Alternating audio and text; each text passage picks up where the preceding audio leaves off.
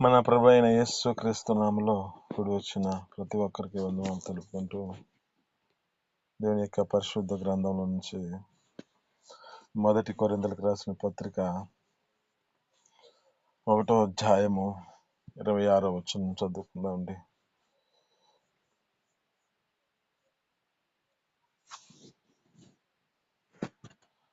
మొదటి కొరింథీయులకు రాసిన పత్రిక 1వ అధ్యాయము 26వ వచనం.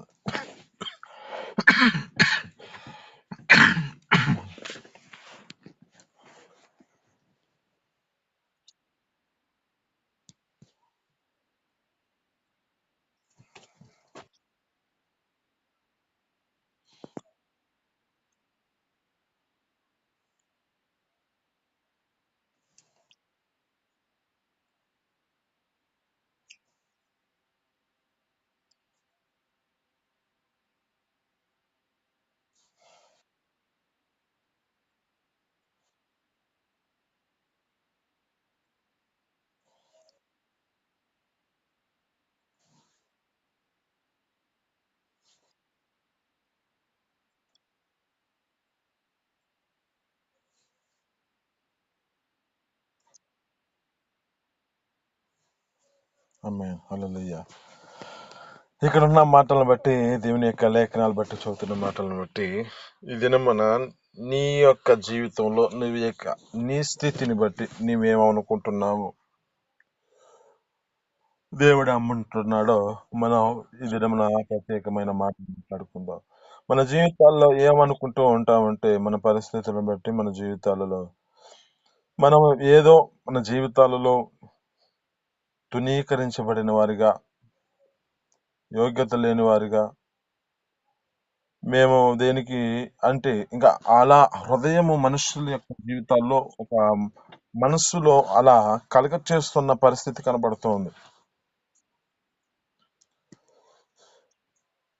ఇక్కడ జ్ఞాపకం చేసుకుంటే ఈ లేఖనాలు బట్టి చదువుతున్నమాట, దేవుని యొక్క లేఖనాల్లో చదువుతున్నమాట, మిమ్మల్ని రోకలీతిలో మిమ్మల్ని ఎలా పిలుచుకున్నానో మిమ్మల్ని గుర్తు చేసుకోండి. అంటే జ్ఞానులను సిగ్గుపరచుటకు ఎర్రివారిని దేవుడు ఏర్పరచుకున్నాడు అంటున్నాడు. బలవంతులను సిగ్గుపరచుటకు బలహీనులను ఎన్నుకున్నాడు అంటున్నాడు. ఏర్పరచబడిన వారిని తునీకరించడానికై, అంటే ఎన్నిక లేని వారిని దేవుడు ఏర్పరచుకున్నాడు, ఎన్నికైన వారిని సిగ్గుపరచుటకు. అయితే ఇప్పుడు మీరు ఆ యొక్క దేవుని యొక్క సన్నిధిలో ఉన్నారని చెబుతున్నాడు. అంటే ఇక్కడ ఈ లేఖనాలు బట్టి చదువుతున్న మాటలు బట్టి కొన్ని వ్యక్తులు మనం జ్ఞాపకం చేసుకుందాం. వారి వారి పరిస్థితుల్ని జ్ఞాపకం చేసుకుంటూ, గుర్తు చేసుకుంటూ ఏమనుకుంటూ ఉన్నారంటే, వారి వారి జీవితాల్లో ఏ పరిస్థితుల్లో నడిపించబడ్డామని వాళ్ళు అనుకుంటున్న పరిస్థితిని బట్టి దేవుడు ఏమంటున్నాడో మనం గుర్తు చేసుకుందాం. ఇక్కడ ఈ లేఖనాల్లో మనం జ్ఞాపకం చేసుకుంటే, అపోస్తలుడైన పౌలుగా పిలువబడుతున్న వ్యక్తి తన యొక్క జీవితంలో జ్ఞాపకం చేసుకుంటే, ఇశ్రాయేలు ప్రజలను తునీకరించిన వాడిగా, ఇశ్రాయేలు ప్రజలని ఆటంకపరిచిన వాడిగా, ఇశ్రాయేలు ప్రజలకి ఒక శత్రువుగా మార్చబడిన వ్యక్తి యొక్క సౌలు గారు. అంటే మార్చబడిన తర్వాత అపోస్తులైన పౌలుగా ఉన్న దినాలను,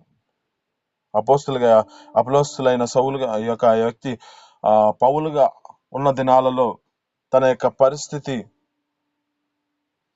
సౌలుగా ఉన్న దినాలలో తన జీవితంలో ఈ యొక్క వ్యక్తి దేవునికి, ఆ యొక్క దేవుని ప్రజలకు వ్యతిరేకంగా కనబడుతున్న వ్యక్తిగా కనబడుతున్నాడు.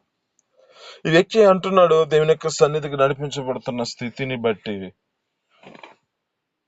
అంటే ఇక్కడ ఈ దినమున మనం జ్ఞాపకం చేసుకుంటున్న మాటలు ఏమంటే, నీ గురించి నువ్వేమనుకుంటున్నావో దేవుడు ఏమంటున్నాడో మనకి గుర్తు చేస్తున్నాడు. ఇక్కడ ఈ యొక్క వ్యక్తి అనుకుంటున్నాడు, ప్రధాన పాపిని నేనే, ప్రధాన పాపిని నేను అని చెబుతున్నాడు. అంటే ఈ వ్యక్తి గురించి మనం జ్ఞాపకం చేసుకుంటే ఏమంటూ అంటాడంటే, మొదటి తిమోతిలకు రాసిన పత్రిక 1వ అధ్యాయం 2వ వచనంలో అంటాడు, 12వ వచనంలో అంటాడు, ఏమంటాడంటే, పూర్వం నేను దోషకుడిని, హానికరును, హింసకుడును. అంటే ఈ వ్యక్తి తన జీవితంలో ఒక పాపి అని తను అనుకుంటూ ముద్ర వేసుకుంటూ ఉన్నాడు. కానీ ఇక్కడ దేవుని యొక్క ఉద్దేశం ఏమిటి అంటే, దేవుని యొక్క ప్రణాళిక ఏమిటంటే, ఇతన్ని దేవుడు ఏర్పరచుకున్న సాధనం అంటున్నాడు. ఈ యొక్క వ్యక్తి గురించి జ్ఞాపకం చేసుకుంటే అపోస్తుల కార్యంలో 9వ వచనంలో ఆ యొక్క 15వ వచనం కాడ అంటూ ఉంటాడు, నేను ఏర్పరచుకున్న సాధనం. ఇతని గురించి ఒక సేవకుడికి చెబుతున్నాడు, నీవు పలానా ప్రాంతంలో ఆ యొక్క వ్యక్తి ఈ యొక్క సౌలుగా ఉన్న దినాల్లో ఈ సౌలు పలానా ప్రాంతంలో ఉన్నాడు, నీ వెళ్ళి వానికి ప్రార్థన చేసి వారిని స్వస్థపరచుము అంటూ ఉంటే, ఈ అననీయ అనే సేవకుడు అంటున్నాడు, ఈ అననీయ సేవకుడు ఏమంటున్నాడంటే, అయ్యా అతడు ఇశ్రాయేలు ప్రజలకి విరోధి, ఇశ్రాయేలు ప్రజలను ఆటంకపరిచిన వ్యక్తి, ఇతడు ఆ ప్రజలకి ఆ ప్రాంత ప్రజలందరికీ ఒక విరోధి, ఈ యొక్క దేవుని ప్రజలకి విరోధిగా మార్చబడిన వ్యక్తి అంటున్నాడు. నేను ఏర్పరచుకున్న సాధనం అంటున్నాడు ఈ యొక్క వ్యక్తి. ప్రభువైన యేసుక్రీస్తు నేను ఏర్పరచుకున్న యొక్క సాధనంగా మార్చబడిన వ్యక్తి ఈ యొక్క వ్యక్తి. ఈ వ్యక్తి కూడా అనుకుంటున్నాడు, ఇక్కడ అంటున్న మాటలు బట్టి ఏం చదువుతున్నాడు, నేను దోషకుడిని, హానికరును, హింసకుడిని అయినా నన్ను దేవుని ప్రేమ చేత తన పరిచర్య నిమిత్తం ఏర్పరచుకున్నాడు. అంటే ఇక్కడ జ్ఞాపకం చేసుకుంటే తన యొక్క జీవితంలో ప్రధాన పాపి అని తన యొక్క హృదయంలో, తన యొక్క మనస్సులో తను ముద్ర వేసుకుంటూ ఉన్నాడు. కానీ దేవుడు ఏమంటున్నాడు అంటే, ఇతనిని నేను ఏర్పరచుకున్న సాధనము అంటున్నాడు.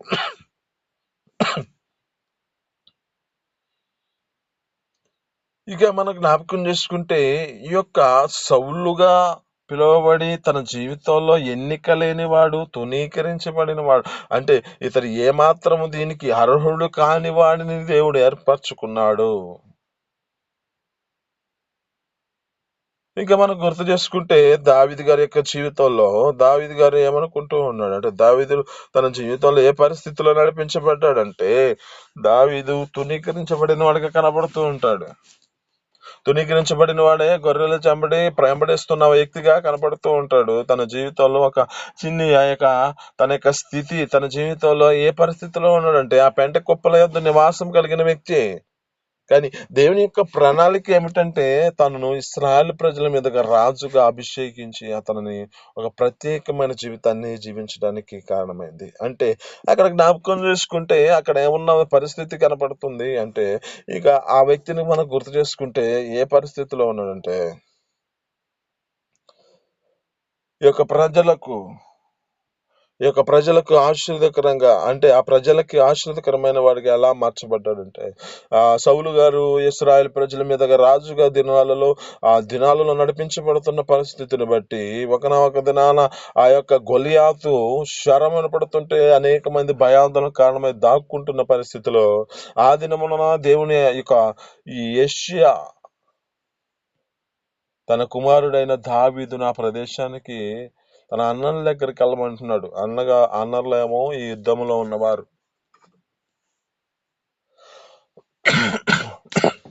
ఈ యొక్క వ్యక్తి ఎన్నిక చేయబడినాడు. ఎన్నిక అంటే తన జీవితంలో ఆ యొక్క గొర్రెల వెంబడిస్తున్న వ్యక్తిని ఒక ప్రత్యేకమైన స్థితిలో నిలబెట్టుకుంటున్నాడంటే, ఇక్కడ దేవుని యొక్క ప్రణాళిక ఏమిటి అంటే, తను జీవితంలో గొర్రెల వెంబడిస్తున్న వ్యక్తి. కానీ అక్కడ జ్ఞాపకం చేసుకుంటే ఇతని యొక్క స్థితిని బట్టి దేవుడు ఎరిగి ఆ బలవంతులను సిగ్గుపరచుటకై ఈ యొక్క బలహీనుడవైన వాడిని దేవుడు ఒక ప్రత్యేకమైన స్థితిలో ఇతన్ని ఎన్నుకుంటున్నాడు. అక్కడ జ్ఞాపకం చేసుకుంటే దావీదు గారు ఆ పరిస్థితిని బట్టి దేవుని సన్నిధిలో ఒక పౌరుషం గలవాడై నిలబడి ఆ యొక్క ప్రాంతంలో జ్ఞాపకం చేసుకుంటే ఎవడు ఈ యొక్క ఇశ్రాయేలు ప్రజల్ని తిరస్కరించుటకు ఇతడు ఎంతటి వాడు అని దేవుని సన్నిధిలో నిలబడి ఉన్నవాడిగా కనబడుతున్నాడు దావీదు గారు. అతని జీవితంలో ఏ మాత్రము ఆ యొక్క ఎదిరించే శక్తి లేదు గొలియాతుని, కానీ దేవుని యొక్క సన్నిధిలో ఆ శక్తిని పొందుకుంటున్నాడు. ఇక్కడ తునీకరించబడిన వాడిగా కనబడుతున్నాడు. తన యొక్క తల్లిదండ్రులు తునీకరించి తనని ఒక గొర్రెల వెంబడి పంపించేస్తూ ఉన్నారు. ఆ గొర్రెలు కాసుకుంటారులే ఆయన. ఈరేమో అతని అన్నలేమో ఆ యొక్క యుద్ధములో ఉన్నవారుగా కనపడుతున్నారు. యుద్ధంలో ఉన్న వారిని బలవంతులను సిగ్గుపరచడానికై బలహీనుడైన వాడిని దావీదు గారిని దేవుడు ఏర్పరచుకున్నాడు. దావీదు గారి యొక్క ప్రణాళికలో దావీదు గారిని యొక్క పరిస్థితిలో ఉన్నాడంటే తన జీవితంలో దేవుని యొక్క చిత్తానుసారంగా కనపడుతున్న వాడిగా కనపడుతున్నాడు. ఆయన చిత్తానుసారంగా నడిపించబడుతున్నాడు. ఆయన చిత్తాన్ని నెరవేరుస్తున్నాడు ఈ వ్యక్తి దావీదు గారు. అతని యొక్క స్థితి ఏ పరిస్థితిలో ఉన్నదంటే ఏ మాత్రం ఎన్నిక లేనివాడు, తునీకరించబడిన వాడు, తల్లిదండ్రులే తన జీవితంలో దేనికి పనికిరాడని ఆ గొర్రెల వెంబడి అరణ్యంలో తిరుగుతున్న పరిస్థితుల్లో దేవుడు ఒక ప్రత్యేకమైన జీవితాన్ని ఇచ్చి సింహాసనం మీద కూర్చొని పెట్టాడంటే దాని యొక్క జీవితంలో ఇతడు కుక్క వంటి వాడని కానుకుంటున్నాడు. దేనికి పనికిరాను అని అనుకుంటున్నాడు. కానీ దేవుని యొక్క ప్రణాళిక అతని మీద పెట్టి అతన్ని పాడి గొర్రెల వెంబడిని మానిపించి అంట ఇశ్రాయేలును మేపడానికే దేవుడు ప్రత్యేకమైన స్థితిలో నడిపించుకున్నాడంట. ఇక్కడ జ్ఞాపకం చేసుకుంటే ఒకటి సౌలు గారు అనుకుంటున్నాడు ఈ యొక్క పౌలుగా మార్చబడిన తర్వాత ప్రధాన పాపిని నేనే అనుకుంటున్నాడు. కానీ దేవుడు అక్కడ ప్రత్యేకమైన స్థితిలో నేను ఏర్పరచుకున్న సాధనం అంటున్నాడు. దావీదు గారు అనుకుంటున్నాడు తునీకరించబడిన వాడిని నేను దేనికి బలహీనుడైన వాడిని నేను దేనికి ఏర్పరచబడిన వాడిని కాదనుకుంటున్నా. కానీ జీవము కలిగిన దేవుని ప్రేరిట దాని శక్తిని పొందుకొని దేవుడు ఆ గొలియాతుని హతమార్చిన వాడిగా కనపడుతున్నాడు ఈ యొక్క వ్యక్తి. అంటే దాని యొక్క దేవుని యొక్క సన్నిధిలో దేవుని యొక్క సన్నిధిలో తన జీవితంలో అప్పగించుకున్నాడు కనుకనే దేవుడు ఒక ప్రత్యేకమైన జీవితాన్ని అతనికి అనుగ్రహించాడు. బలవంతులను సిగ్గుపరిచాడు, తునీకరించబడిన వాడిగా కనకబడ్డాడు. కానీ దేవుని యొక్క ప్రణాళికలో ఏర్పరచబడిన వాడిగా మార్చబడ్డాడు. బలవంతులను సిగ్గుపరచుటకు బలహీనుడైన వాడిని దావీదు గారిని ఏర్పరచుకున్నాడు. ఇది నువ్వు నీతో మాట్లాడుతున్న మాటను బట్టి నిన్ను గురించి నువ్వు నీ జీవితంలో ఏ పరిస్థితిలో నడిపించబడుతున్నావేమో. మనకు తెలిసిన మాటలో జ్ఞాపకం చేసుకుంటే సుంకరి అనుకుంటూ ఉన్నాడు. ఏమని ప్రార్థన చేస్తున్నాడు అంటే పాపినయ్యా నన్ను క్షమించయ్యా అంటున్నాడు. తను గ్రహించిన వాడు పాపిగా ఉన్నాడు అనుకుంటున్నాడు. తన పరిస్థితి అలా ఉంది అనుకుంటూ దేవుని సన్నిధిలో తన జీవితాన్ని అప్పగించుకుంటున్నాడు.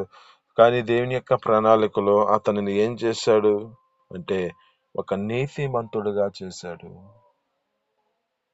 నీతిమంతుడుగా ఇతని కంటే ఇతడు నీతిమంతుడు అని ఒక సాక్ష్యాన్ని పొందుకున్నవాడిగా కనపడుతున్నాడు. మన దృష్టికి మన జీవితాల్లో తునీకరించబడిన వారం, ఎన్నిక లేని వారం, బలహీనమైన వారం మన జీవితాలలో దేవుని యొక్క ప్రత్యేకతలో మన స్థితిని బట్టి మనల్ని దేవుడు ఏర్పరచుకుంటున్నాడు. నిన్ను నీవు గూర్చి నీవు బలహీనమైన స్థితిలో ఉన్నావని నువ్వు ఎప్పుడు జ్ఞాపకం చేసుకోవద్దు. నిన్ను నీవు గురించి నీ జీవితంలో ఎప్పుడు నీ స్థితిని బట్టి నేను తునీకరించబడిన వాడని అదే స్థితిలో నడిపించబడవద్దు. నిన్ను నీవు గురించి ప్రధాన పాపి అని నువ్వు జీవితంలో ఒక ముద్ర వేసుకోవద్దు. దేవుని యొక్క ప్రణాళికలో ఆయన నన్ను ఈ విధమైన స్థితిలో తీసుకొస్తున్నాడు, నన్ను పరిశుద్ధుడిగా నీతిమంతుడిగా చేస్తున్నాడు. నీవు దేవుని యొక్క సన్నిధిలో ఆ పరిశుద్ధతలో నీ జీవితాన్ని నడిపించుకుంటూ నీ జీవితంలో ఆయన చేసిన దాన్ని బట్టి ఆయన యొక్క ఏర్పరచబడిన ఆ దానిలో నిన్ను ప్రత్యేకమైన స్థితిలో నిలబెట్టుకున్నాడు. ఆ యొక్క స్థితిలో నీవు దేవుని సన్నిధిలో వాడబడాలి. ఇక్కడ అపోస్తులైన పౌలు గారి గురించి చూస్తున్నమాట, నేను ఏర్పరచుకున్న సాధనం ఇది. దావీదు గారు తన జీవితంలో ఏ పరిస్థితిలో ఉన్నా దావీదు యొక్క ప్రణాళికలో దావీదుని ఒక ప్రత్యేకమైన స్థితిలో నిలబెట్టుకున్నాడు కదా.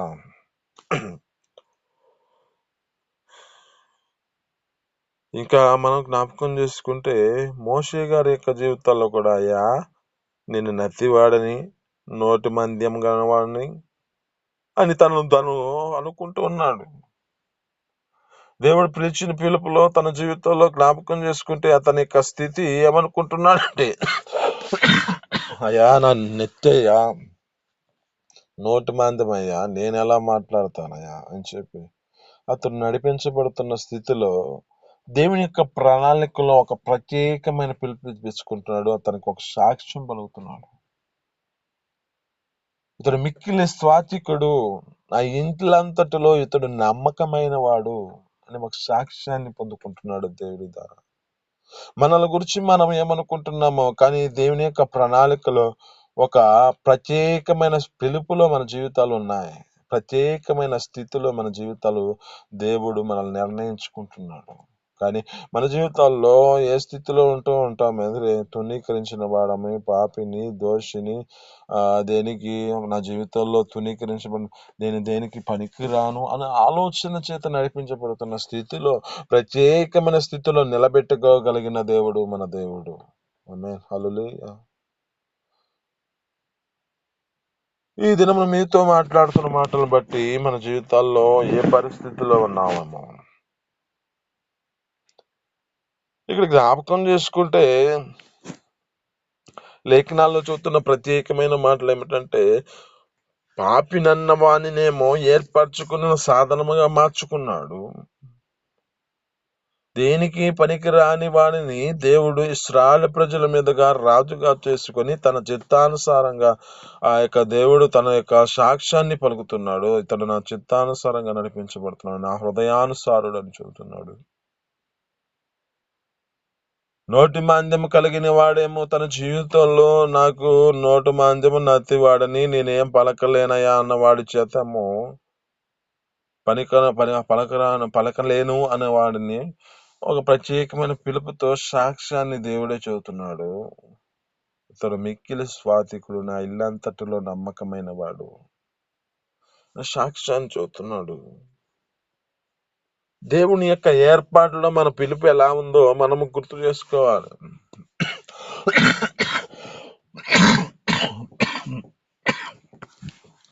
మన జీవితాల్లో మనం పిలిచిన పిలుపులో మనం ఏ స్థితిలో బట్టి మన యొక్క హృదయాలు వేటిలో కృంగిపోయిన జీవితంలో కలిగి ఉన్నామేమో, మన దేవుడు ఒక ప్రత్యేకమైన పిలుపుని పిలుచుకుంటున్నాడు. ఆ పిలుపులో మనం నిలిచి ఉంటే చాలు, దేవుని యొక్క ఆయన చేయవలసిన కార్యాలన్నిటినీ చేయగలుగుతాడు. అందుకే అంటున్న మాటలను బట్టి, జ్ఞానులను సిగ్గుపరచుటకు ఎర్రివారిని ఏర్పరచుకున్నాడు అంటున్నాడు. బలవంతులను సిగ్గుపరచుటకు బలహీనులైన వారిని ఏర్పరచుకున్నాడు అంటున్నాడు. తునీకరించబడిన వారు పరిస్థితులను బట్టి ఏర్పరచబడిన వారిని తునీకరించబడిన వారిని దేవుడు ఎన్నుకుంటున్నాడు, సిగ్గుపరచుటకై. దేనికి పనికిరాని వారిని, ఏ యోగ్యత లేని వారిని దేవుడు ఏర్పరచుకొని ప్రత్యేకమైన పిలుపులో తన యొక్క స్థితిని బట్టి వారి తగిన సమయాల్లో హెచ్చించుకుంటూ వారిని నిలబెట్టగలుగుతున్నాడే. ఇదనమా నిన్ను నీ గురించి, నీ స్థితిలో ఏ సందేహంలో నీ జీవితం నడిపించబడుతుందో, ఒక ప్రత్యేకమైన పిలుపు దేవుని ఎదుట నీ జీవితంలో ఒక ప్రణాళిక కలిగి ఉన్న దేవుడు, ఆ ప్రణాళికకి మన జీవితాలను అప్పగించుకుంటే దేవుడు చేయవలసిన కార్యాలన్నిటినీ చేయగలుగుతాడు. ఇక మనం జ్ఞాపకం చేసుకుంటే, ఒక వ్యక్తిని మీకు జ్ఞాపకం చేస్తున్నాను. ఇశ్రాయేలు ప్రజలని నేను బాలుడని, ఈ ప్రజలని నాకు బుద్ధి చాలదు, నాకు జ్ఞానం చాలదని అతను అనుకుంటున్న వాడిని, అతని వంటి వాడు ఎవడో లేడని చెబుతున్నాడు, తర్వాత ఉండడు అని చెబుతున్నాడు. అంటే ఈ ఇశ్రాయేలు ప్రజలను నడిపించడానికై ఆ యొక్క వ్యక్తిని ప్రణాళికలో ఏర్పరచుకున్న వాడిగా కనపడుతున్నాడు.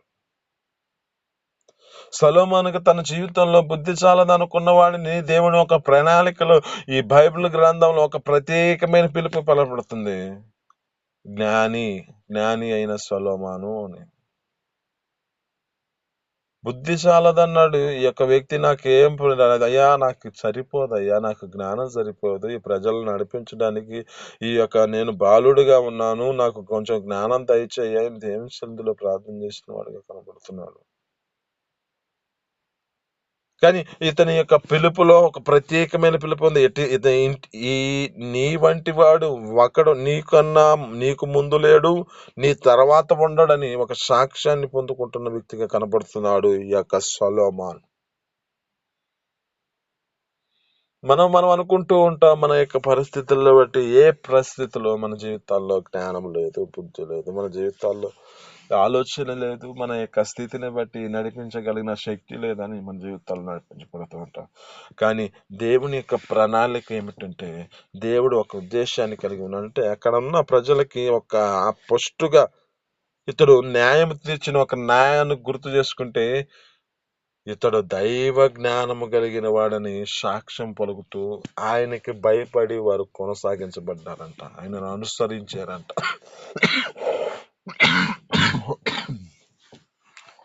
ఈ జ్ఞానం ఎక్కడిది అంటే, దేవుడు తన ప్రణాళికలో ఏర్పరచుకున్నాడు కనుకనే. దేవుడు ఏమంటున్నాడు, మనల గురించి మనం ఏమనుకుంటున్నామో, దేవుని యొక్క సన్నిధిలో దేవుడు ఏమనుకుంటున్నాడో ఇది మనతో మాట్లాడుతున్నాడు. కనుక మన జీవితాలలో ఈ మాటలు వెనుకలలో దీవించి ఫలించును గాక. ఆమేన్.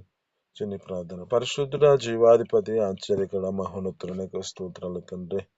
ఈ దినమున తండ్రి మీరు మాట్లాడిన మాటలు బట్టి స్తోత్రాలు అయ్యా. నా తండ్రి మీరు మాట్లాడిన మాటలు బట్టి అయ్యా, నా తండ్రి ఎన్నిక లేని వారిని మీరు ఏర్పరచుకుంటారంటున్నావు, జ్ఞానులను సిగ్గుపరుస్తారంటున్నావు, ఎరివారిని ఏర్పరచుకుంటారంటున్నావు, తునీకరించబడిన వారిని మీరు ఏర్పరచుకుంటారంటున్నావు, బలవంతులను సిగ్గుపరచుటకు బలహీనులైన వారిని ఏర్పరచుకుంటారంటున్నావు. నీ గొప్ప ప్రణాళికలు తండ్రి మీరు తండ్రి ఇచ్చిన దాన్ని బట్టి స్తోత్రాలు తండ్రి. అయా అపోస్తలుడైన పౌలు గారి గురించి తెలియజేశారు. అయా ప్రధాన పాపిని నేను అంటున్నాను తండ్రి. అయా పాపినైన నాని తన జీవితంలో మనసులో తన జీవితాన్ని ఊహించుకుంటున్నాడు, కానీ మీ ప్రణాళికలు ఏర్పరచుకున్న సాధనం అంటున్నారు నా తండ్రి. అయ్యా నా తండ్రి కృప చూపించండి నా తండ్రి. అలా నా తండ్రి అయ్యా దావీదు గారు తన జీవితంలో తునీకరించబడిన వాడు కనపడుతున్నాడు. తన యొక్క స్థితిని బట్టి దేనికి పనికిరాని వాడు, బలహీనుడైన వాడిని తండ్రి మీరు అతన్ని ఒక గొప్ప ప్రణాళికలో అతని యొక్క ప్రణాళికలో మీరు నిలబెట్టుకున్న దాన్ని బట్టి స్తోత్రాలు. ఎన్నిక లేని వాడిని ఏర్పరచుకున్నారు, బలవంతులు సిగ్గుపరచుటకు బలహీనుడైన వాడిని దావీదు గారిని మీరు ఏర్పరచుకుని గొలియాతుని హతమార్చిన వాడిగా కనపడినట్లుగా మాకు తెలియజేశారు తండ్రి. అతని బట్టి నీవు స్తోత్రాలు తండ్రి. అయ్యా మోషే గారు తన జీవితంలో అనుకుంటున్నారు తండ్రి, అయ్యా నేను నత్తివాడిని, నోటి మందం గలవాడిని అని తన మనసులో తన జీవితంలో అనుకుంటున్నాడు. కానీ అయ్యా అతను ఎందుకు తండ్రి గొప్ప సాక్ష్యాన్ని పలికిన వారికి కనపడుతున్నారు తండ్రి. అయ్యా నేను తండ్రి కృప చూపించండి నా తండ్రి, స్తోత్రాలు తండ్రి. అయ్యా నా తండ్రి పాపినైనా నన్ను కరుణించి అయ్యా అని ఒక వ్యక్తి తన జీవితంలో శంకర్ అనుకుంటూ ఉన్నాడు. కానీ నా అతన్ని మీరు నీతిమంతులుగా చేసి ఒక ప్రణాళికలు ఇతని కంటే నీతిమంతులను ఒక గొప్ప సాక్ష్యాన్ని పలికినట్లుగా కృప చూపించండి. అయ్యా మేము మా జీవితాలు మా దృష్టికి మేము అయ్యా నా తండ్రి మేము పాపులమని అనేక మంది హృదయాల్లో మనస్సులో జీవితాల్లో కలిగి ఉన్న తండ్రి మీ ప్రేమ చేత మీరు ప్రత్యేకమైన పిలుచుకొని పరిశుద్ధతలో నిలబెట్టి అయ్యా మన తండ్రి నీ ద్వారా మా ద్వారా నా తండ్రి మీరు ఏర్పరిచిన ప్రతిదీ మన తండ్రి నెరవేర్చుటకు మీ కృప చూపించి సహాయం చేయమని యేసు పరిశుద్ధ మరియు పొందుకొని జీవిస్తున్నాం తండ్రి. ఆమేన్.